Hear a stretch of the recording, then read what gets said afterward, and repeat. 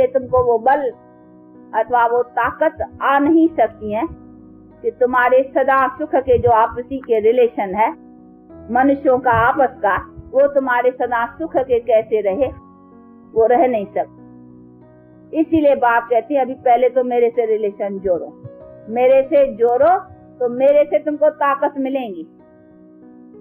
वो ताकत तुम लोगों को आने से फिर तुम लोग अपने आपस के जो रिलेशन है तुम आत्माओं का, वो सदा सुख का रहेगा। अभी हो गया है सदा दुख का। एक दो को दुख ही देते हो, तो दुख का ही है ना।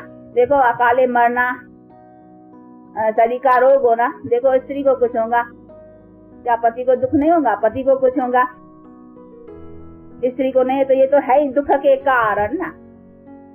तो ये सभी जो एक दो को दुख देना या दुख का होना, तो ये सभी कर्म के हिसाब से हो गए ना। तो तुम्हारा कर्म का खाता या ये सभी जो दुख के खाते बने हैं, तो तुम एक दो को दुख लेने और देने में इसीलिए आए हो क्योंकि तुम्हारे में अभी वो रिलेशन से निभाने की पूरी ताकत नहीं है। इसीलिए बाप कहते हैं वो ताकत मेरे रिलेशन से मिलेंगी। मेरे से तुम्हारा क्या रिलेशन है वो अभी तुम नहीं जानते हो।